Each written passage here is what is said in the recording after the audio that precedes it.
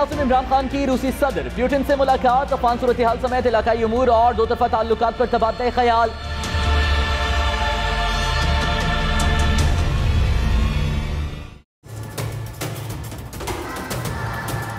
Welcome to news line. मैं हूं doctor Maria Zulfikar Khan. वज़ीर-ए-आज़म का दौरा रूस, सदर पुतिन के साथ 3 घंटे की तवील मुलाकात पाकिस्तान और रूस के ताल्लुकात को मुस्बत सिमत में रखते हुए आगे बढ़ाने, पाकिस्तान स्ट्रीम गैस पाइपलाइन और एनर्जी के शोबे में दोनों ममालिक में ताउन का फ़रोग़। एक तरफ दौरे रूस के ये बड़े टेक अवेज जो हैं वो माने जा रहे हैं, तो दूसरी तरफ मुबसरीन के मुताबिक वज़ीर-ए-आज़म के दौरे को यूक्रेन पर रूसी हमले ने मुतासिर कर दिया है। नाक़दीन के ख्याल में वज़ीर-ए-आज़म के दौरे के लिए ये वक्त मुनासिब नहीं था। ख़ास तौर पर रूस मुखालिफ मगरबी ममालिक इस दौरे को कैसे देखेंगे? अमरीका ने दौरे पर तबसरा करने से इनकार किया है, मगर पाकिस्तान पर अपना मौक़िफ़ रखने की बात भी कर दी है। दुनिया में नई सफ बंदियां हो रही हैं। क्वाड के मुकाबले में चाइना, रशिया, पाकिस्तान एक्सिस बनाने की जो बातें हैं वो भी की जा रही हैं। क्या रूस और पाकिस्तान के ताल्लुकात में गर्म जोशी को इस वक्त इस ज़ाविये निगाह से देखा जा सकता है? ये एक सवाल है। और अगर ऐसा है तो क्या पाकिस्तान ना चाहते हुए भी ब्लॉक पॉलिटिक्स का हिस्सा तो नहीं बन जाएगा? ये सब खदशात और तनकीद को अगर एक तरफ रख भी दें तो क्या इसको सिर्फ पाकिस्तान के मफाद में एक दो तरफा दौरा कहा जा सकता है? इस पर बात करेंगे। हमारे साथ जनरल रिटायर्ड अमजद शुएब साहब मौजूद हैं, सीनियर डिप्लोमेट हैं आप। अब्दुल बासित साहब हमारे साथ मौजूद हैं और साथ ही साथ सीनियर जर्नलिस्ट अवैस तौहीद साहब ने हमें ज्वाइन किया है। तो बासित साहब, आपसे जो है वो गुफ्तगू का आगाज़ करती हूँ। आप जो ये टाइमिंग है इस विज़िट की और इसके जो ऑप्टिक्स हैं, आप इनको किस तरह देखते हैं? क्या ये कहा जा सकता है कि पाकिस्तान के लिए ये फेवरेबल दौरा था, हाउ सब्सटेंसिव वाज इट, या आप ये कहेंगे कि इसका टाइमिंग ऑफ था और जिस तरह नाकिदीन कह रहे हैं कि this was not the right time for it? बिस्मिल्लाहिर्रहमानिर्रहीम। Thank you very much for having me on your show. Pleasure. देखिए, जहाँ तक टाइमिंग की बात है, इस किस्म के जो दौरे होते हैं वो एक दिन के नोटिस पे नहीं होते। उसमें ऑब्वियसली पहले से शेड्यूल था ये विज़िट, और मेरा नहीं ख्याल कि इस वक्त अगर एक टेंशन ब्रू हो रही थी या फिर इन्वेजन हुआ तो उसके कॉन्टेक्स्ट में प्राइम मिनिस्टर को कैंसिल कर देना चाहिए था, या फॉर दैट मैटर मुलतवी भी करना चाहिए था। मेरा नहीं ख्याल। मेरे ख्याल में the prime minister did the right thing, went ahead, और उन्होंने अपना दौरा किया। और फिर दूसरी बात यह है कि पाकिस्तान, देखिए, रूस के ताल्लुकात की जो नोयत है, जिस तरह आप फरमा रही थी, इसको एक इवेंट के तौर पे नहीं लेना चाहिए। जहाँ तक मैं समझता हूँ एक बड़ा प्रोसेस है, चल रहा है पिछले एक दहाई से। तकरीबन 2011 से जब प्रेसिडेंट आसिफ ज़रदारी ने विज़िट किया था, ऑफिशियल विज़िट उनका हुआ था, तो उस कॉन्टेक्स्ट में ही एक प्रोसेस चल रहा है। इस दौरान हमने बहुत से इंटर गवर्नमेंटल कमीशन बनाया, मिलिट्री कमीशन बनाया, मिलिट्री एक्सरसाइजेज हमने शुरू की 2016 से। उसके बाद हमने जो है द्रुजबा के नाम से मिलिट्री एक्सरसाइजेज भी शुरू हुई हैं 2000। तो इस हवाले से इस विजिट, अब हम इकोनॉमिक सब्सटेंस इसमें डालना चाहते हैं। इकोनॉमिक सब्सटेंस में आपने पाइपलाइन की बात की, वो मुआहदा तो नहीं हो सका मासो के दौरे के दरमियान, वो शायद इस साल के आखिर तक हो, लेकिन अब ऑब्वियसली उसमें कॉम्प्लिकेशंस तो पैदा हो गई हैं, क्योंकि अमेरिका काटसा के तहत to counter American adversaries through sanctions act के तहत वो सैंक्शन लगा रहे हैं। तो हमारे लिए जो इकोनॉमिक सब्सटेंस है वो तो अब मुश्किल हो गया है। लेकिन हमें इस प्रोसेस को जारी रखना है कि रशिया पाकिस्तान के ताल्लुकात में सब्सटेंस पैदा हो, और ये स्लो प्रोसेस है। इसमें कोई भी ये नहीं कह सकते कि विजिट कामयाब हो गया या नाकाम हो गया। विजिट को एक इसी एतबार से देखना चाहिए कि एक विजिट प्लान था जो हुआ, दोनों रहनुमाओं के दरमियान मुलाकात भी हुई। अलबत्ता एक मुझे सेटबैक ज़रूर नज़र आता है, वो ये है कि जॉइंट स्टेटमेंट का ना इशू होना मेरे लिए थोड़ा सा ज़रा ऐसा था कि इस पे काम हो रहा था और आखिरी वक्त में ना इशू होना, इस डाइवर्जेंसेस शायद हों। लेकिन मेरा अपना ख्याल है कि अगर हम बायलैटरल रिलेशन पे फोकस करते और कोई जनरलाइज्ड लैंग्वेज फॉर्मुलेशंस भी कर लेते तो कोई उसमें मुज़ायका नहीं था। क्योंकि क्रेमलिन ने भी एक ब्रीफ सी स्टेटमेंट इशू की और हमारी तरफ से भी एक प्रेस रिलीज इशू हुआ। तो मेरा अपना ख्याल ये है कि डाइवर्जेंस, क्योंकि हम यूक्रेन हमारा एक इंटरनेशनल कॉन्टेक्स्ट में देखिए तो पाकिस्तान हमेशा एक असूली मौक़िफ़ इख्तियार किया है, सॉवरेन इक्वालिटी और टेरिटोरियल इंटेग्रिटी। तो उस कॉन्टेक्स्ट में पाकिस्तान यकीनन रशिया के इस इक़दाम को पब्लिकली सराहा भी नहीं सकता या उसको सपोर्ट नहीं कर सकता। तो ये कॉम्प्लिकेशंस हैं इस रिलेशनशिप में। लेकिन अब किस तरह चीज़ें अनफोल्ड होती हैं, किस तरह हम फॉलो अप करते हैं, अब सैंक्शंस किन कंपनीज पे लगती हैं, वो सारा अब एक देखना पड़ेगा, रिविजिट करना पड़ेगा तमाम चीज़ों को, जो भी चीज़ें टेबल पे हैं। लेकिन इस प्रोसेस को जारी रहना चाहिए मेरे हिसाब से। राइट। जनरल साहब की तरफ चलती हूँ। जनरल साहब, आप इसको किस तरह देख रहे हैं? जिस तरह बात, क्योंकि यहाँ पे बहुत ज़्यादा जो है तनकीद हो रही थी कि कैंसिल भी किया जा सकता था दौरा, कोविड का टाइम है वगैरह वगैरह, बहुत सारी तोजी जो मुख्तलिफ इक़साम की वो दी जा रही थी। बासी साहब ने जिस तरह क्लैरिफाई कर दिया कि ये दौरे जो हैं वो ये नहीं होता कि कोई लास्ट मिनट ऑब्वियसली दौरा हो, ये बहुत देर पहले से जो है वो प्लान होता है, बट स्टिल यहाँ पे इस तरह की जो है वो बातें हो रही हैं। आप किस तरह देखते हैं ये दौरा? आप समझते हैं कामयाब दौरा था प्राइम मिनिस्टर साहब का? एंड अगेन टाइमिंग के हिसाब से भी क्या ये कैंसिल किया जा सकता है जिस तरह नाकिदीन कह रहे हैं, या जिस तरह बासी साहब कह रहे हैं कि कोई वजह नहीं थी इसको कैंसिल करने की, it should have gone ahead as scheduled? बिस्मिल्लाहिर्रहमानिर्रहीम। देखिए, ये ज्यादा कोराम यही पाकिस्तान में मचाया लोगों ने, और यकतरफा बातें करके कंफ्यूजन पैदा करने की कोशिश की, जबकि मैं नहीं समझता कि पाकिस्तान इस पोजीशन में था कि आपको रशिया का सदर इनवाइट करे और आप उसको कह दें कि हम नहीं आ रहे। इसका तो बड़ा वाज़ेह फिर मैसेज यही जाता है कि हम आपको बिल्कुल कोई अहमियत नहीं देते, न्यूट्रलिटी को भी हम फॉलो नहीं कर रहे, हम तो वाज़ेह अमेरिका के साथ। तो ये एक बहुत ही गलत मैसेज होता है। मैं समझता हूँ पाकिस्तान की पोजीशन इंटरनेशनली बहुत कंप्रोमाइज होती। हमें ये दुनिया को बताना था कि क्या हमने अमेरिका का दौरा जो है वो कोई कैंसिल करके इनका किया है। अमेरिका से तो टेलीफोन तक नहीं आया जिसकी तवक्को थी। तो अमेरिका अगर कोई तवक्को करे कि आप अपना रवाबत भी ना रखें, आप अपनी पाकिस्तान को ड्यू अहमियत भी ना दें, जब आपको जरूरत थी तो भागे भागे रोजाना इनके लोग आते थे यहाँ पे, जब तालिबान के साथ मुज़ाकरात चल रहे थे, उसके बाद ये जा वो जा, तो फिर ये तो मैं समझता हूँ बिल्कुल धौंस वाली बात है ना।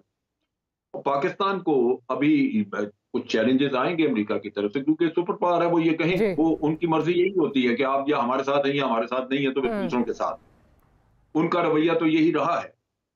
लेकिन आप उनके साथ हो भी जाएं तो बात खत्म नहीं होती। वो डू मोर के आदी हैं, वो डू मोर आपको चलाते रहते हैं, तो आप तो कहीं के नहीं रहते। तो जिंदगी ने अगर कोई आपको तजर्बा सिखाया, कोई तजर्बे से आपने कोई सीखा है, तो वो यही है कि आपके लिए न्यूट्रलिटी वक्ती तौर पे प्रॉब्लम पेश कर सकती है, लेकिन अल्टीमेटली आपको सूट करेगी। इसका हल ये है कि प्राइम मिनिस्टर हम उनको हमारे फॉरेन ऑफिस जब उनको एंगेज करे इस सब्जेक्ट पे, तो दो एक चीजें हैं। वो ये कि एक तो अगर आज अमेरिका इनवाइट करे तो प्राइम मिनिस्टर बिल्कुल जाएंगे, और ये आज इशू ताज़ा है, अगर आज इसी इशू के ऊपर भी वो बात करना चाहते हैं तो प्राइम मिनिस्टर जाएंगे, क्योंकि हमने तो वहां जाके भी यही कहना है कि जनाब आप जंग मसले का हल नहीं है, आप अमन से काम करें। कथा कलामी की माफी, क्या आप फिर समझते हैं कि उसी तनाजुर में जो है वो, बिकॉज वहां से कोई मुस्बत रवैया नहीं नजर आ रहा था, वो कि ऑब्वियसली दे प्लान्ड अहेड, लेकिन बहुत देर से फोन कॉल्स की बातें हो रही थी, सारी चीजें चल रही थी, तो क्या उस तनाजुर में भी इसको देखा जा सकता है कि अमेरिका को भी एक तरह, जिस तरह कहा जा रहा है, आंखें दिखाने के लिए किया जा रहा है, उस कॉन्टेक्स्ट में आप देखते हैं इसको? नहीं, ऐसे तो है ही नहीं ना। अमेरिका की तरफ से तो कुछ भी नहीं था ना। अगर आज टेबल पे आपके पास एक इन्विटेशन होती है अमेरिका की भी, और चॉइस होती कि आप रशिया जाएं या अमेरिका जाएं, तो फिर बात हो सकती थी ये उस तनाजुर में कि जी आपने कहा हम नहीं जाते अमेरिका में, हम जा रहे हैं रशिया, तो आपने उसको स्टॉप कर दिया। वो तो है ही नहीं। मैं तो ये कह रहा हूं कि मिसाल के तौर पे अगर आज अमेरिका ये इशू चल रहा है, ये फ्रेश है, अभी दूसरा दिन है इसका जो इन्वेजन हुई है, तो आज अगर अमेरिका की तरफ से इन्विटेशन आई और प्राइम मिनिस्टर ना जाए, तो फिर तो मैं समझूंगा कि भी हम एक खड़े में चले गए। लेकिन अगर प्राइम मिनिस्टर उनकी भी इन्विटेशन एक्सेप्ट करते हैं और वहां जाके भी इसी तरह की बातचीत होती है जो मॉस्को में हुई है, तो इसमें खराबी क्या है? असल चीज ये है कि हमने दुनिया को ये बताना है कि भाई 70 साल से आप हमें कश्मीर पे ये बता रहे हैं ना कि जंग मसले का हिस्सा नहीं, बातचीत करें ना, मसला आप हल करवा रहे हैं और ना ही आप कुछ आगे कर रहे हैं, और हमें मशवरा यही देते हैं कि बातचीत करें। तो हम भी यही कह रहे हैं ना सारी दुनिया को। हम कोई मुख्तलिफ बात तो नहीं कर रहे। हम भी जो हमें सिखाया है 70 साल आप लोगों ने पढ़ाया, हम आपको वही बता रहे हैं कि भाई बातचीत। तो हमारा स्टांस ये है। तो मैं समझता हूं कि हमें खित्ते में देखिए, यूक्रेन के साथ भी क्या हुआ है। यूक्रेन ने जो उसकी दहलीज पे बैठा हुआ है मुल्क, जो ताकतवर है, जो उसको डिस्ट्रॉय कर सकता है, उससे तो उसने लिया दुश्मनी बनाई और एक्सपेक्ट करता है मदद उनसे जो उससे दूर बैठे हुए हैं। आज अल्टीमेटली वो दूर बैठे हुए सैंक्शन तो लगा रहे हैं, लेकिन इसका यूक्रेन की सेहत पे क्या असर पड़े? लेकिन अब तो खुद उनकी तरफ से आ रहा है कि जी हम तो अकेले हैं, किसी ने हमारी मदद नहीं की। आज ज़ेलेंस्की साहब जो है वो खुद ये बात कर रहे हैं। जी, मैं तो ये कह रहा हूँ कि यूक्रेन अल्टीमेटली अकेला है। तो आज पाकिस्तान किसके सहारे पे किसका साथ देगा? हमें अकेला छोड़ा अमेरिका ने, जब चले गए अफगानिस्तान में तो भारत को वहां ले गए, पाकिस्तान के खिलाफ भारत वहां से करता रहा, हमसे फायदा उठाया, हमने एयरपोर्ट दिए, हमने बंदरगाहें दी, सड़कें दी, सब कुछ मुहैया किया, लेकिन हमें तो टर्म में मिला टेररिज्म जो भारत करता रहा वहां से। तो बात यह है कि हमें न्यूट्रलिटी सूट करती है, और खास तौर पे रशिया चूंकि करीब है और हमें कनेक्टिविटी के नुक्ता निगाह से और अफगानिस्तान को स्टेबलाइज करने के नुक्ता निगाह से हमें चाइना और रशिया की सपोर्ट की जरूरत है। ये हमारे बिल्कुल बगल में है, और फिर हमारा सीपैक हमने इधर एक्सटेंड करना है। आपका पॉइंट आ गया। वैस वाहिद साहब की तरफ चलती हूँ। वैस वाहिद साहब, बार बार न्यूट्रलिटी की बात हो रही है, कहा जा रहा है जी हमें किसी ब्लॉक का जो है वो हिस्सा नहीं बनना चाहिए, ब्लॉक पॉलिटिक्स में हमें नहीं पढ़ना चाहिए, लेकिन साथ ही साथ इस वक्त ये भी यहाँ पे जो है वो क्रिटिसाइज हो रहा है कि इस इकदाम से, और जो टाइमिंग था इस इकदाम का, आप बिल्कुल एक ब्लॉक के साथ अलाइंड एसोसिएटेड नजर आ रहे हैं। क्या कहेंगे इस पर? फिर प्राइम मिनिस्टर की जो वीडियो है उसका भी बहुत ज्यादा हवाला दिया जा रहा है। देखिए, तल्ख बात है और तारीख के आईने में देखना चाहिए, और हमारी रियासत को ये समझना चाहिए कि अमेरिका से आगे जहां और भी है, इन्होंने 1925 की दिहाई से लेकर अब तक जो है अमेरिका का साथ दिया और अपनी फॉरेन पॉलिसी के अंदर तवाज़ुन बरकरार न रखा। इस वक्त बेइतनाई और लाताल्लुकी या इनडिफरेंट एटीट्यूड अमेरिका का वो उसकी बहस करने की मेरे ख्याल में जरूरत नहीं है। ये एक हमें सबक तल्ख सीखना चाहिए था, सीखा, और हमने अमेरिका के साथ बदकिस्मती से जो ताल्लुक बनाया वो अस्करी नौइयत का था, और जब अस्करी अहदाफ हल हो जाते हैं, चाहे वो नाकामी या कामयाबी दे, तो उसके बाद फिर वो ब्रेक होने लगते हैं, और ऐसा ही हमने देखा। तो अमेरिका के साथ आपकी बेसमानी भी रही, और दोनों जो रहे वो फौजी अदवार के अंदर आपने जंगें लड़ी अमेरिका की, तो ये इसका भी जिक्र होना चाहिए और उसी तनाजुर में आगे देखना चाहिए।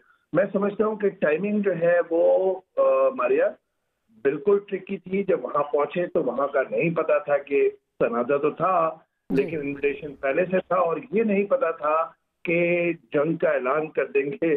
सब चैलेंजेस की अगर बात हो रही है तो यहाँ पे बहुत इस वक्त ये भी बातें हो रही हैं, क्रिटिसिज्म ये भी आ रहा है कि प्राइम मिनिस्टर साहब ने शायद आइसोलेट कर दिया है पाकिस्तान को। और चैलेंजेस की तरफ अगर आएँ तो ये बात की जा रही है कि आप फैटिफ के मामले में देख लें, आपको वेस्ट की ज़रूरत है, अमेरिका की ज़रूरत है, आप IMF का मसला इस वक्त देख लीजिए, GSP और GSP का मसला आपका जो है वो फंसा हुआ है, साथ ही साथ एक्सपोर्ट्स आपकी अमेरिका जो है वो तकरीबन 18 बिलियन जाती हैं 24 बिलियन में से, फिर आज जो नेशनल बैंक के साथ हुआ है, तो वो सारी चीज़ें जो है उनको चैलेंजेस में जो है वो समझा जा रहा है, और ये कहा जा रहा है इसका रद्द अमल आएगा, पाकिस्तानी कौम को भुगतना पड़ेगा। Your take on this? नहीं, मेरा नहीं ख्याल कि ये सब चीज़ें रशिया के विजिट से हो रही हैं। ये तो एक देखिए एक बड़े अरसे से ये मामलात इस तरफ जा रहे हैं, और हम जानते हैं कि प्रेसिडेंट ट्रंप के ज़माने में उन्होंने तो खुला कहा था कि उनके लिए टेररिज्म कोई बड़ा मसला नहीं है, असल चैलेंजेस तो चाइना और रशिया हैं। और बुनियादी बात यही है कि चाइना अब मतलब इकोनॉमिकली ग्रो कर रहा है, और उनको उसी में चैलेंज नज़र आता है, BRI हो, CPEC हो, गवादर पोर्ट हो, ये सारे बुनियादी तौर पे मामलात हैं। अब ये तो होना ही है, क्योंकि लेकिन मैं अभी भी ये समझता हूँ कि हमें इसको जीरो सम गेम के तौर पे नहीं पेश करना चाहिए। हमें ये अपने लिए विन विन सिचुएशंस क्रिएट करनी है। हमें ये भी याद रहे कि जहां हमारी स्ट्रेटेजिक पार्टनरशिप है चाइना के साथ, उसको कोई रिप्लेस नहीं कर सकता।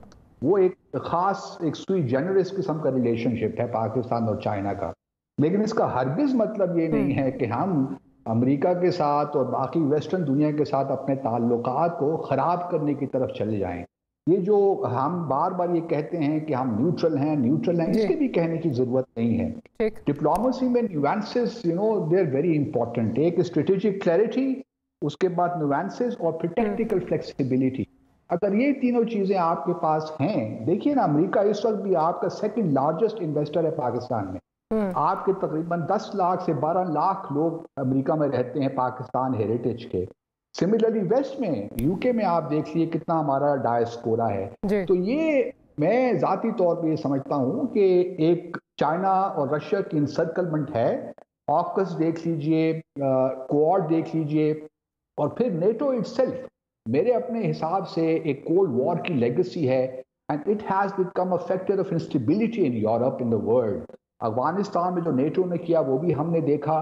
तो बुनियादी तौर पे अगर रशिया के कुछ कंसर्न्स हैं भी दोनबास रीजन के हवाले से, या वो कह रहे हैं कि हम जो नाजीज़म एक चल रहा है, न्यू नाजीज़म यूक्रेन में, आज मैं देख रहा था रशियन फॉरेन मिनिस्टर की प्रेस कॉन्फ्रेंस, उसमें उन्होंने बड़े वाज़ेह तौर पे कहा है कि उनका जो हदफ ये नहीं है कि वो यूक्रेन को ऑक्युपाई करेंगे। उनका मसला सिर्फ मकसद यही है कि जो रशियन पॉपुलेशन है दोनबास रीजन में, उसकी जेनोसाइड रोकना बुनियादी मकसद है।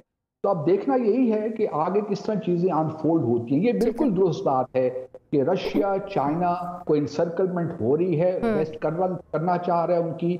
अब हम कहाँ खड़े होंगे, हमारे लिए इजी नहीं है ये फैसले करना, लेकिन हमें ये जहन में हमारा स्ट्रेटेजिक क्लैरिटी रहनी चाहिए कि जो चाइना के साथ हमारी पार्टनरशिप है उसको हम रशिया के साथ कंफ्यूज ना करें, क्योंकि रशिया बहरहाल एक इंडिया का भी बड़ा इंपॉर्टेंट पार्टनर है।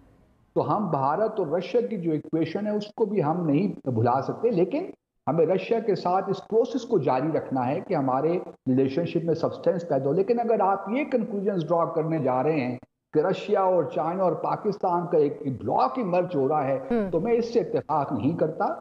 अभी बहुत सी चीजें हैं जो अनफोल्ड होने वाली हैं। देखिए, भारत ये भी बहुत केयरफुल है, उसने अभी तक रशियन इन्वेजन को कंडेम नहीं किया। सेक्रेटरी ब्लिंकन की आज फोन पे बात हुई है डॉक्टर जयशंकर से, जो भारत के एक्सटर्नल अफेयर्स मिनिस्टर हैं। तो अभी बहुत सी चीजें हैं जो बेयकीनी की सूरत हाल में हैं, तो हमें भी उसी सूरत हाल के साथ खेलना है और अपने आप को सही पोजीशन में रखना है। ये ना हो क्योंकि हमारे यहाँ, जिस तरह जनरल साहब ने कहा, एक अननेसेसरी डिबेट यहाँ पे शुरू हो जाती है कि टाइमिंग ठीक थी नहीं थी। बाबा, इन बातों को छोड़े, रियासत के मफादात को पेश नजर रखिए और उसी हिसाब से आगे चलिए।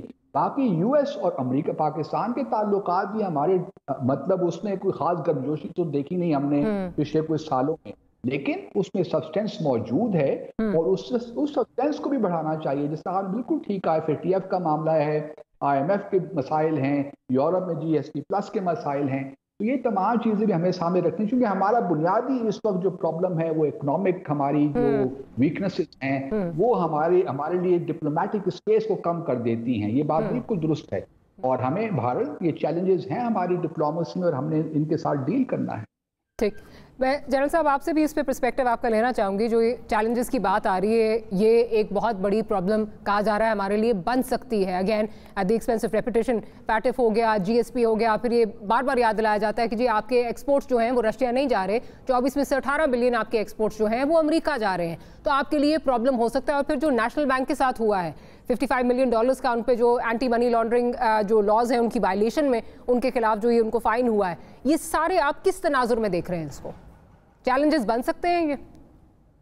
देखिए, जब ये रशिया का किस्सा अभी चल नहीं रहा था, ये कोई ऐसी अभी यूक्रेन वाली बात नहीं थी, तो तब भी हम तो 2-3 साल से FATF वगैरह में और IMF के चक्कर में फंसे पड़े हैं। तो उसमें क्या, अगर मिसाल के तौर पे हमें ब्लैक लिस्ट में अगर ले जाएं तो अमेरिका को क्या हासिल हो? अमेरिका कोई उसमें खुद तो नहीं गेन कर रहा था, ये सारा बेसिकली इंडिया को सपोर्ट करने के लिए था। और इंडिया की ख्वाहिशात पे हमारे लोगों को टेररिस्ट भी डिक्लेयर करवाया गया। इंडिया की रिक्वायरमेंट जो थी वो पूरी होती रही, वहां से अफगानिस्तान से हमारे यहाँ टेररिज्म करवाते रहे। लेट्स से कि अभी इंडिया और अमेरिका की कोई अपनी गलतफहमी पैदा हो जाती है, इंडिया नहीं कर रहा कंडेम रशिया को, और अमेरिका के अपने इश्यूज बन जाते हैं, इस चीज के ऊपर डिसएग्रीमेंट बन जाता है। इंडिया ने पहले S-400 दिया है, अभी वो उनसे फाइटर जेट रशिया से लेना चाह रहे हैं, उसका डील कर रहे हैं। तो क्या अमेरिका को ये चीजें जो है वो पसंद आएगी? जैसे ही अमेरिका की और भारत की इक्वेशन में कोई थोड़ी तब्दीली आई तो आपके ऊपर हाथ जो है वो नरम होना शुरू हो जाएगा। ठीक, वैसे वहीद साहब, आप चैलेंजेस की आप बात कर रहे थे, क्या आप समझते हैं क्या चैलेंजेस जो हैं वो आ सकते हैं आने वाले दिनों में पाकिस्तान के लिए? क्या चैलेंजेस आ सकते हैं? देखिए, सबसे बड़ा चैलेंज तो इमरान खान साहब को या हमारी ममलिकत को इकोनॉमिक चैलेंजेस है और IMF की सब शराइत है और किस तरीके से अपने खजाने के अंदर पैसा लाया जाए, किस तरह मईशत का पहिया चलाया जाए। और फिर फ्यूचर में जो आप कहते हैं कि जी हमारी नेशनल सिक्योरिटी पॉलिसी या हमारी फॉरेन पॉलिसी का एक इंटीग्रल पार्ट होगा कि हम जियो स्ट्रेटेजी, जियो पॉलिटिक्स से हम जियो इकोनॉमिक्स की तरफ जाएंगे तो फिर आपके एक्ट्स भी उसी डायरेक्शन में होंगे। मैं समझता हूँ कि ये एक जेस्चर उस तरफ है और मुझे ये लगता है कि अभी बहुत कुछ करना है हमारी एस्टैब्लिशमेंट को भी और हमारी सियासी क़यादत को भी।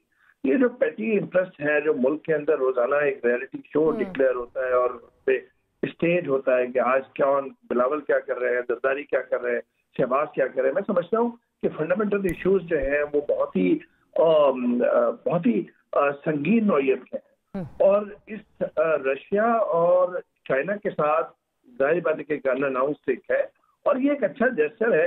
इसका ये मतलब नहीं कि आपका वर्किंग रिलेशनशिप अमेरिका के साथ नहीं होना चाहिए। माजी में जो आपने गैर मुतवाजन जो पॉलिसीज की है, 1980 का आपको याद है मॉस्को ओलंपिक्स हुआ था, पाकिस्तान ने बाइकआउट किया क्योंकि यहाँ पे सर्द जंग के अंदर ये अमेरिका के साथ लड़ रहे थे। ये बहुत अच्छा किया ये इमरान खान साहब विंटर ओलंपिक्स में बीजिंग में गए, इट्स अ नाइस जेस्चर। दूसरी तरफ इंडिया को देखें, उन्होंने 1980 का जो है वो नहीं बाइकआउट किया था मॉस्को। मैं ये समझता हूँ कि इंडिया और रशिया के दरमियान थोड़ा फासला बढ़ रहा है और ये फासला बढ़ रहा है मेरी दानिश में वो 2008 के अंदर जब अमेरिका और इंडिया के दरमियान एक सिविल न्यूक्लियर डील हुई और उसके बाद से अमेरिका का जो झुकाव है वो इंडिया की तरफ है या इंडिया का झुकाव अमेरिका की तरफ है और वो उसके बहुत सारे रीजन हैं।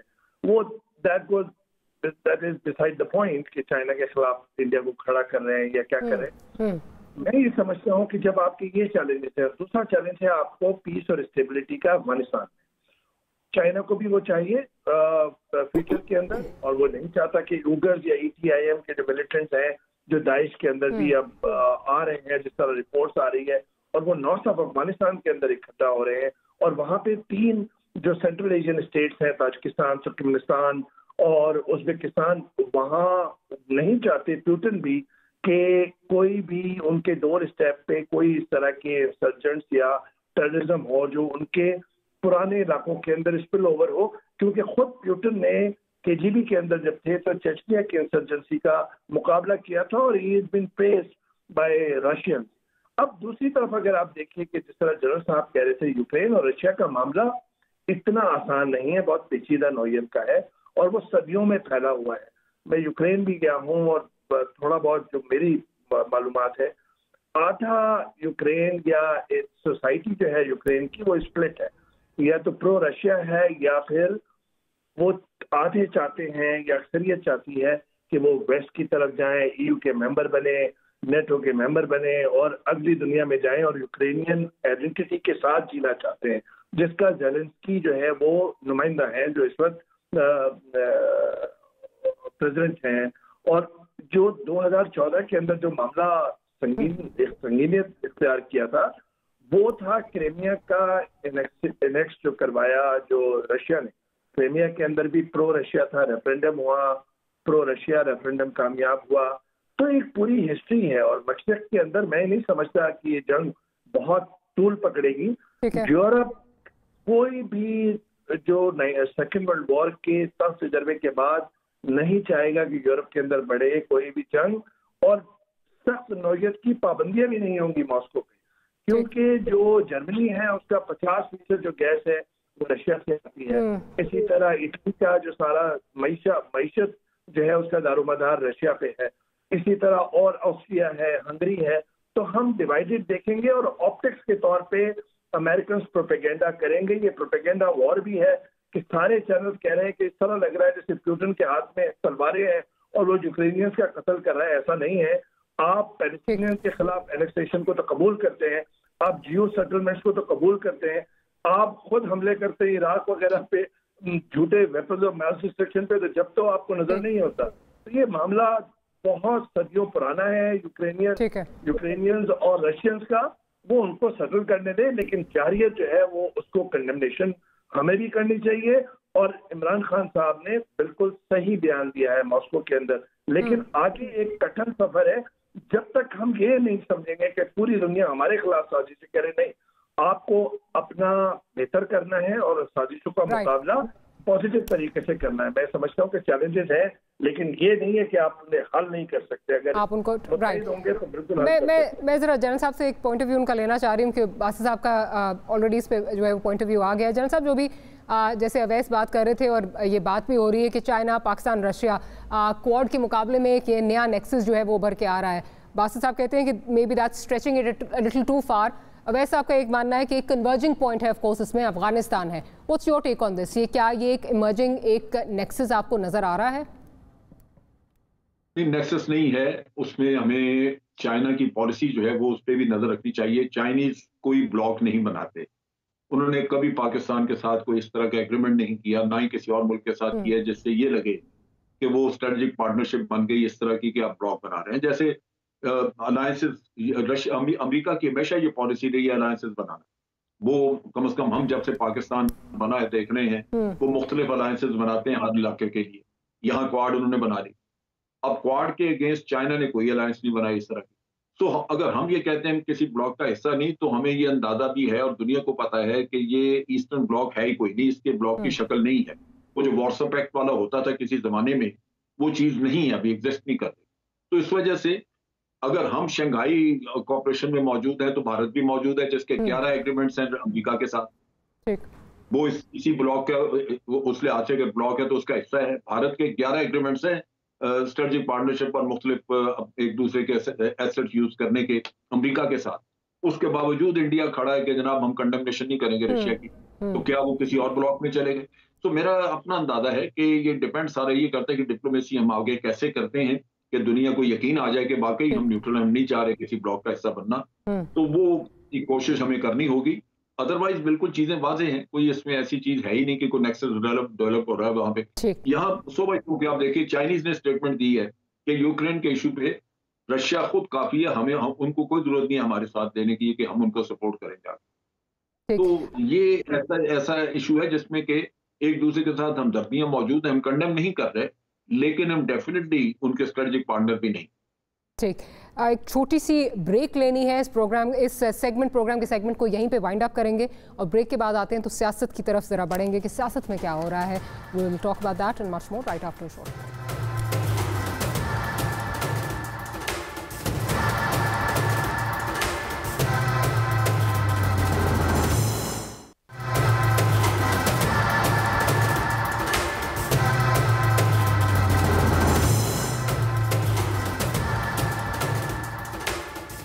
Welcome back after break. अदम एतमाद का ऊंट किसी करवट बैठ ही नहीं रहा। मुलाकातों और तवील बैठकों का जो सिलसिला है वो जारी है।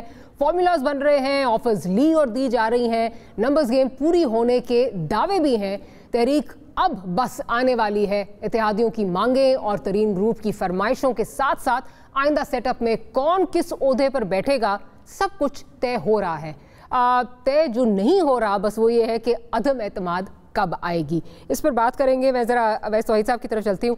अवैस साहब, अभी जो इस हफ्ते का अगर ड्रॉ डाउन देखूँ मैं, इस पूरे हफ्ते में जो होता रहा, इत्तेहादियों में समझा जा रहा है कि PMLQ जो है वो एक बहुत डिसाइसिव रोल जो है वो प्ले कर रही है और ऑफ लेट हमने देखा है कि हुकूमत उनको बहुत ज़्यादा इंपॉर्टेंस भी जो है वो दे रही है। PMLQ का पहले ये कहना कि हम किसी एक पार्टी के साथ नहीं, रियासत के साथ खड़े हैं, उसके बाद PMLQ का विजिट करना आसिफ अली जरदारी साहब को, और फिर मुनस इलाही साहब की ट्वीट जो कि असद कैसर साहब की ट्वीट के जो रद्द अमल में आई, जिसमें असद कैसर साहब ने कहा जी मुस्लिम लीग काफ के रहनुमा चौधरी मुनस इलाही से टेलीफोनिक राब्ते में मुल्क की मौजूदा माशी सियासी सूरत हाल और बाहमी दिलचस्पी के अमूर पर तबादला ख्याल हुआ। मुस्लिम लीग काफ ने हमेशा रवादारी और मुल्की मफाद को मद्देनज़र रखते हुए फैसले किए हैं। मुल्क में जमहूरी इदारों का इस्तेकाम मुल्की तरक्की और खुशहाली के लिए नागुज़ीर है। उसके रिप्लाई में जो मुनस इलाही साहब ट्वीट करते हैं वो ये कहते हैं, speaker national assembly Asad Qaiser साहब called me and discussed the current situation. I told him that political discussions and consultations are going on. This does not mean any decision has been taken. We are bound to honor our commitments and will honor them fully। अच्छा, इस पे अब आप क्या देख रहे हैं? क्या वाकई ही कुछ होने वाला है या फिर ये चाय की प्याली में तूफान है? मैं समझता हूँ कि मैं समझता हूँ कि बीच में मामला है और काफी गैर यकीनी भी है, कंफ्यूजन भी है, और अपोजिशन जो है उसके जो तजर्बेकार शातिर खिलाड़ी हैं वो ये इशारे भी इस तरह के देते हैं कि मीडिया के अंदर जिंदा रहें और बौखलाहट का शिकार करें हुक्मरान जमात और खासतौर पे इमरान खान साहब के बहुत ही आउट स्पोकन किस्म के जो तर्जुमानों की एक पूरी फौज है उसको, तो वो एक मुझे लगता है कि असाबी जो बिसात है, सियासी बिसात, वो फैलाई हुई है इस वक्त जरदारी साहब ने, मौलाना फजल रहमान साहब ने। इसका ये मतलब नहीं कि गेम प्लान नहीं है, गेम प्लान है, लेकिन गेम प्लान के अंदर नंबर गेम मैं नहीं समझता कि अपोजिशन के पास अभी भी है। इसी वजह से वो तारीख का ऐलान नहीं करना चाहते। और मुझे ऐसा लगता है कि जब लॉन्ग मार्च यहाँ पर रवाना होगा कराची से, तो उसके बाद ही किसी वक्त ये vote of no confidence move करने की कोशिश कर सकते हैं। लेकिन एक और बहस है जो पीपल्स पार्टी के हल्कों में है, जो नून लीग के साथ भी डिस्कस हुई है, तो क्या ये अपोजिशन की जमातें वोट ऑफ कॉन्फिडेंस सीख करें या vote of no confidence move करें? वोट ऑफ कॉन्फिडेंस सीख करने में ओनस जो है प्रूव करने का वो होगा इमरान खान साहब का, हुक्मरान जमात का, और नेशनल असेंबली में, और वोट ऑफ नो कॉन्फिडेंस के अंदर होगा खास तौर पे नून लीग और पाकिस्तान पीपल्स पार्टी का। मुझे ऐसा लगता है मारिया कि इत्तेहादी जमातें खूब इनके साथ खेल रही हैं, सोंग रही हैं, they are smelling and they are sensing कि कहाँ पे हो रही है। एमकेएम का भी यही हाल है और काफ लीग का भी है। ये दोनों जमातें उस वक्त तक नहीं छोड़ेंगी जब तक ये 100% श्योर नहीं होंगे कि इनके पास कुछ है। मुझे लगता है कि अपोजिशन की जमातें अक्टूबर और नवंबर के बाद जो एक स्पेस, परसीव्ड स्पेस जो मिला था, उसको मजीद स्पेस को अपनी फेवर के अंदर वो रखना चाह रहे हैं और फ्यूचर के अंदर ये कोशिश करना चाह रहे हैं कि इस वक्त अपोजिशन जमातें जो है वो कुछ भी कर सकती हैं। इस मसाइल में फंसी हुई हुकूमत के खिलाफ या झुंझलाहट का जो शिकार हमें नजर आ रहे हैं पूरा जमात, तो मुझे लगता है कि ये आसाबी ज्यादा है ना कि कॉन्क्रीट और ठोस बुनियादों पर कि बस हुकूमत गई। मुझे ऐसा नहीं लगता, क्योंकि नंबर गेम अभी तक पूरे नहीं है। जहांगीर तरीन साहब का भी गेम उस वक्त शुरू होगा, वो भी परसीव्ड है ना मारिया कि उनके पास 6 की एमआईएस है या 22 की एमआईएस है या 24 की एमआईएस है। And I personally think that's where everything rest, कि वो जहांगीर तरीन साहब का तो गेम उस वक्त शुरू होगा जब ये वोट ऑफ नो कॉन्फिडेंस या वोट ऑफ कॉन्फिडेंस मूव करेंगे। तो उनसे पहले हिमायत का बयान लेना या काफ लीग का फिलर छोड़ना, टिकट छोड़ना मुख्तलिफ चैनल पे कि बस जी चौधरी परवेज दिलाई को वजीर आला बनाने का मैं नहीं समझता इसको मूव। मुझे लगता है कि असाबी जंग है और गेम प्लान जरूर है, लेकिन नंबर गेम अभी तक पूरे नहीं है। राइट जनरल साहब, आपका इस पे पॉइंट ऑफ व्यू, असाबी ज्यादा है, कुछ कॉन्क्रीट नहीं है? देखिए, असाबी है किसी हद तक, और वो मेरा ख्याल आहिस्ता आहिस्ता वो भी रिलैक्स हो जाएगी। दो इश्यूज जो है ना, वो दो मैं समझता हूँ उनको समझने की जरूरत है। पहली बात तो ये कि यहाँ पे लीडरशिप मौलाना फजल रहमान के हाथ से निकल के जरदारी साहब के पास चली गई है। मौलाना इस सूरत हाल से को बहुत मुतमईन नहीं है, खुश नहीं है। जरदारी साहब जो है वो एक ट्रिकी आदमी है, स्लिपरी हैं, और मेरा नहीं ख्याल कि कोई मौलाना कॉन्फिडेंट होंगे, क्योंकि वक्तन फक्तन जरदारी साहब उनको हाथ दिखाते रहे। दूसरा इशू है कि 23 मार्च के जो इन्होंने लॉन्ग मार्च करनी थी वो चली गई बैकग्राउंड में। उसका अब हमें कोई बातचीत उसके ऊपर कोई खास गर्मजोशी नजर नहीं आती। यूं लगता है कि जिस किसी ने भी लॉन्च किया है उन्होंने इनको इस किस्से में उलझा के 23 मार्च से इनका फोकस हटा दिया है, और 23 मार्च जो है वो शायद ज्यादा एम्बैरसिंग हो सकती थी, क्योंकि दूसरे जो बंदे इकट्ठे करने हैं नो कॉन्फिडेंस के लिए वो एक लंबा किस्सा है, क्योंकि उसमें लोगों की डिमांड है। अब यहाँ पे मौलाना के ऊपर से बाला बाला बंटवारा भी हो गया कि जनाब फलां प्राइम मिनिस्टर होगा और फलां ये होगा, और ये होने के बाद जो लोग जिनको ये पीटीआई से तोड़ के लाना चाहते हैं वो कुछ मांग रहे हैं, उनके मुतालबे हैं जो उनके पीटीआई में आने से पूरे नहीं हुए। वो अक्सर लोग तो बाहर से आए थे इन्हीं की पार्टियों से, आज वो इनसे टिकट भी मांगे तो हर जगह ये टिकट देने के पोजीशन में भी नहीं है। उसकी वजह यह है कि वहां उनके अपने स्टॉलवर्ड बैठे हुए, गुजरात में हो या लाहौर में हो, मुख्तलिफ जगहों पे अपने स्टॉलवर्ड जिन्होंने PMLN का साथ दिया लंबे वक्त के लिए, उनको छोड़ के ये नए आदमी को किसी को दे दें जो आज इनका साथ निभा रहा हो, वो उनके लिए मुमकिन नहीं। तो ये एक तो फिर प्राइम मिनिस्टर इमरान खान पहले प्राइम मिनिस्टर जो अपनी पूरी टर्म पूरी करेंगे वो आपको होता हुआ नजर आ रहे हैं? नहीं, वो देखें PMLN ने भी टर्म पूरी की थी, जरदारी साहब ने prime minister Imran Khan. Prime minister Imran Khan अगर आज कोई जुर्म का इर्तिकाब करे और पाकिस्तान के पीनल कोड के तहत उसको सजा हो जाए तो वो तो टर्म पूरी ना करने वाली उसकी अपनी खराबी है। अगर मियां नवाज शरीफ नहीं कर सके तो वो अपनी गलती से नहीं कर सके, पार्टी ने तो पूरा किया ना। स्टेबिलिटी तो थी, पॉलिटिकल स्टेबिलिटी रही, दोनों पीपल्स पार्टी ने भी पूरा किया। स्पेसिफिकली इमरान खान साहब के बारे में कहा कि do you see him becoming the first prime minister जो अपना टेन्योर पूरा करेंगे, 5 साल पूरा करेंगे? नहीं, अगर कोई कल को ऐसी गलती कर दे तो अभी तो पड़ा हुआ कोई 1 साल से ज्यादा। जनरल साहब, आपका ये कहना है कि अगर कोई गलती कर दे, पीनल कोड या जो आप ये हवाले दे रहे हैं, that is signalling in a different direction. कह रहा हूं ना कि इंसान खुद भी तो गलती करता है ना। अगर कोई कर बैठे जैसे मियां साहब का किस्सा निकला है, अगर इनका कोई निकला है तो क्या कह सकते। अच्छा, वैसे मुझे भी बहुत हंसी आ रही है, जनरल साहब ने बात की और आप भी मुस्कुरा रहे हैं। आपका पॉइंट ऑफ व्यू इस पे लेना चाहूंगी। जनरल साहब की इस बात को कैसे देख रहे हैं आप? जी, जनरल साहब सारी बातें उन्होंने कहा नहीं। फॉरेन फंडिंग केस एक सामने नजर आ रहा है, फॉरेन फंडिंग केस जिसकी इत्तलात है कि वो 8-10 मार्च को उसका नतीजा आ जाए। और बाकी जनरल साहब ने की प्रोग्राम में, आप ही के प्रोग्राम में एक जुमला बोला था जो आपसे और हमसे दोनों से कहीं बीच में, उन्होंने कहा कि महंगाई और उसकी जब बात हो रही थी लास्ट वीक प्रॉब्ली, उन्होंने कहा ये अगली दफा तो बड़ा मुश्किल है इनका आना। तो मुझे ये लगता है कि इमरान खान साहब के लिए जो 1 साल है वो मुकम्मल करना चाहिए। उमूरी तकाजे भी यही हैं कि उन्हें वक्त पूरा करना चाहिए, लेकिन उनके लिए इतना मुश्किल सफर है। परसेप्शन एक बनी हुई है, महंगाई का तूफान है, और उस परसेप्शन के ऊपर इस वक्त इमरान खान साहब के जो हवारी हैं, खिरान हैं, वो मशवरे अभी भी वो बहुत ही गलत मशवरे दे रहे हैं। और मैं समझता हूँ कि अगर अब नहीं तो फिर कभी भी नहीं। अच्छा, if you allow me to interject, बहुत बात हो रही है इस पे। फॉरेन फंडिंग वाला जो केस है ये एक बहुत बड़ा मसला बन सकता है इमरान खान साहब के लिए, लेकिन जितनी मेरी अंडरस्टैंडिंग है इसकी आईनी रैमिफिकेशंस उस तरह नहीं होंगी जितनी शायद मॉरल रैमिफिकेशंस जो हैं वो हो सकती हैं। और फॉरेन फंडिंग से ज़्यादा ये ममनुआ फंडिंग का जो है वो केस है, और ज़्यादा इसमें ये होगा कि जो आपने रकूम जो ली है ममनुआ फंडिंग से आई है वो आपको वापस करनी पड़ेगी, क्योंकि जो वो कहा जाता है जी इस पे पार्टी पे जो है वो बैन लग जाएगा वगैरह वगैरह, that is not going to happen. इसी पार्टी ने सुप्रीम कोर्ट में रेफरेंस भेजना है, वो थोड़ी भेजेंगे, वो कोई नहीं भेजेगा। तो पार्टी तो कोलैप्स होती हुई नजर नहीं आ रही। मैक्सिमम ये है कि morally it will be a big loss for Imran Khan साहब, लेकिन आईनी तौर पे उनके लिए कोई खतरा उस तरह नहीं लगता।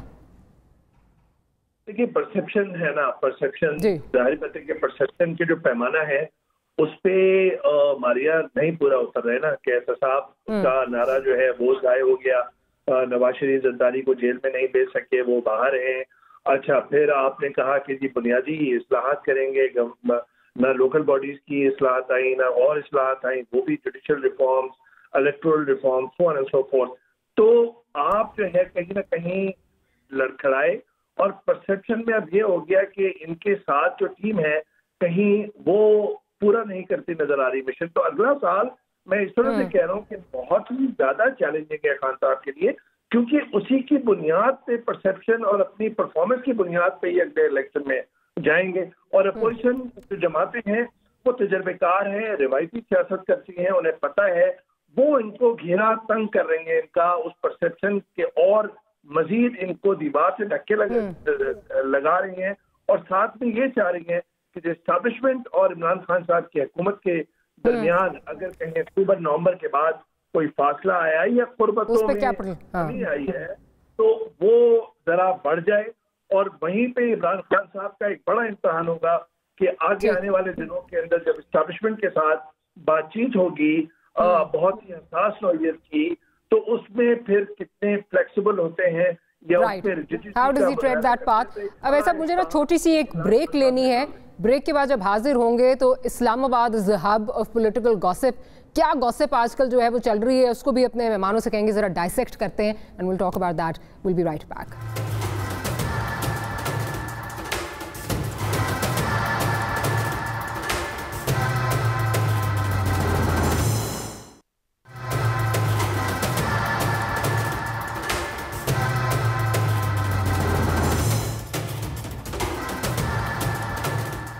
Welcome back after the break. General साहब, जिस तरह कि मैंने ब्रेक पे जाने से पहले कहा कि बहुत ज़्यादा गॉसिप जो है वो obviously Islamabad is the hub of political gossip, तो कुछ जो चीज़ें जो दैट आर डूइंग राउंड्स, मैं चाहूँगी आपका उस पर तबसरा लूँ और उसको अगर डाइसेक्ट भी करें। बात ये की जा रही है कि जिस तरह अभी हम बात कर रहे थे कि जी तय हो गया है किसको क्या मिलेगा, कौन क्या ले रहा है, तो ये कहा जा रहा है कि जी जो डिसाइड हुआ है PMLQ के साथ और बाकी जो ये अपोजिशन की जमातें हैं वो ये डिसाइड हुआ है कि जो पंजाब की CM-शिप है वो परवेज़ इलाही साहब को मिलेगी।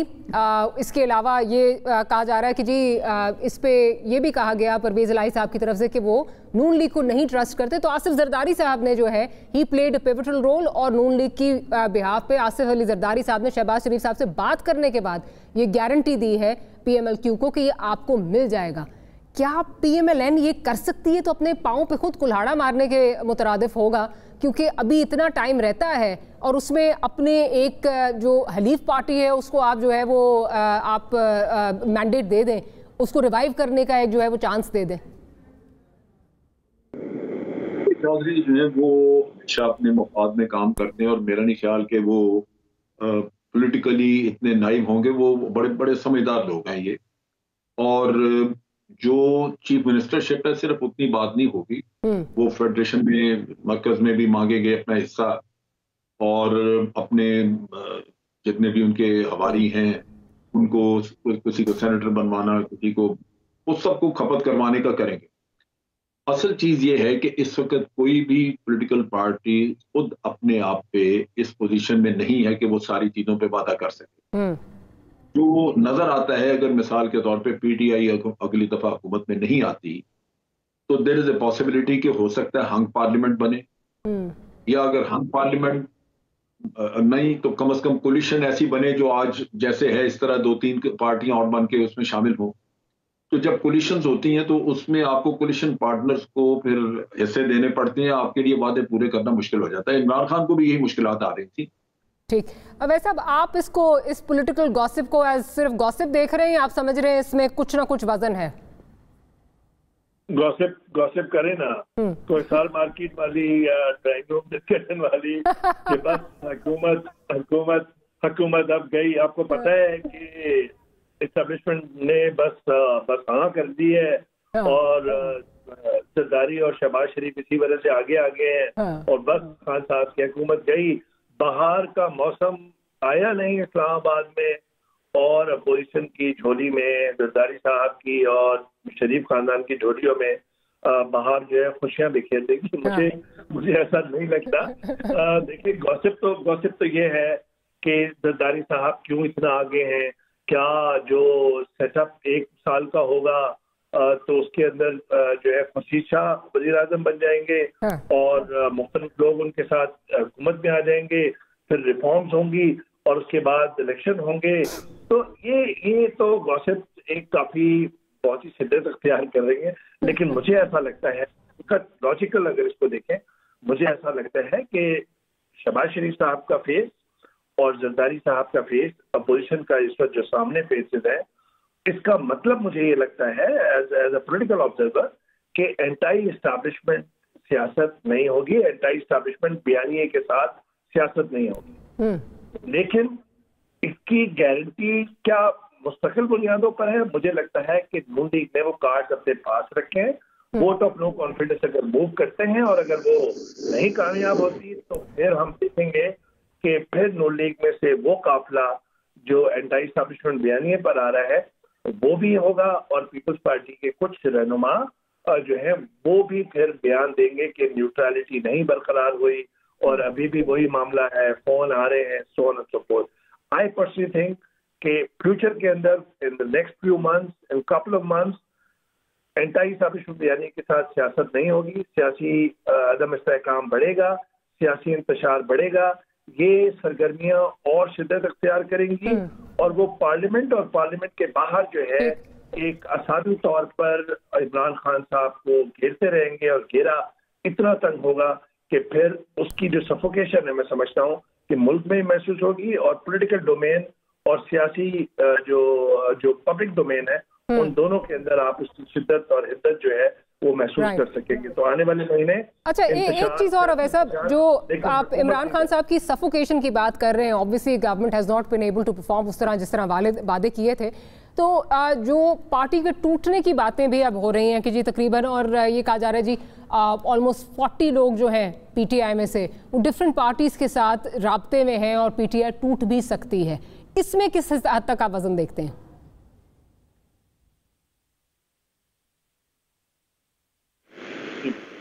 जी अवैध साहब।